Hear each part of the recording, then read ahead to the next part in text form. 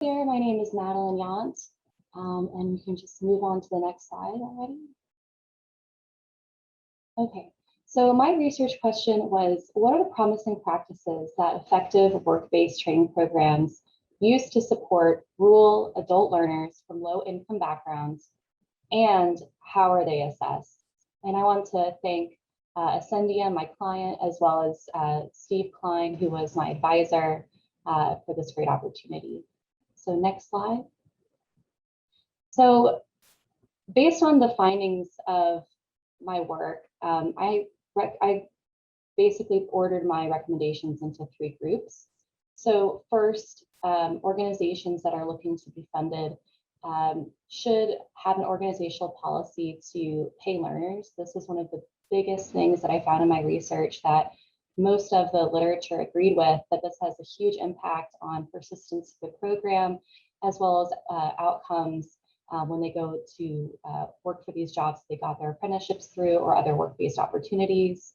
And in addition, they should also look to accept transfer credit and funding for part-time students. That way, students that are low income have more of an opportunity to access financial assistance. Organizations should design their programs to be outcome-driven, online and mobile friendly, as most people that are in rural areas, they might not necessarily have a computer or a laptop, but they do have mobile phones. We should also encourage flexible scheduling and partnerships with local businesses for multiple reasons. One, for that outcome-driven aspect, but also to create employment relationships so that students are going from working in those businesses as part of the work-based learning program, but then on from there, they might be even hired full-time. And then organizations should provide coaching, transportation and internet access, child and elder care. And I just want to stop at that part right there. In rural communities, this is a huge consideration, especially if you're low income.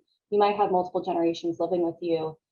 So providing services that either have childcare or have flexibility in their offerings allow folks to who have adults have adult responsibilities to take care of their children or their elders that are living in their home. So if they're able to have more flexible scheduling, be online and mobile friendly, all of those things kind of work together to provide better outcomes for learners in work-based learning programs. And then another thing is emergency aid. This is something that is less common in the literature, but I do find it really interesting. As a minor setback, a car breaking down, childcare again, needing to go to the hospital, food insecurity. Those are all setbacks that can have a huge impact on someone's ability to access work-based learning education programs. So providing an emergency aid in the form of a food pantry or a small cash program that learners can apply for would be really beneficial to keeping those most at risk for leaving the program still within the program. Now, usually there's certain types of outcomes that we look at, such as persistence of the program, graduation from the program, et cetera. These I would call systems or program-based outcomes. But when we're looking at learner-based outcomes, what are they getting out of the opportunity? There's really 3 that the literature was showing me as most important, which is 1, credentials, which is what Katrina spoke about earlier. So are they leaving with a higher education or industry recognized credential? Wage gain, so do they have improvement in their wages after they leave the work-based learning program?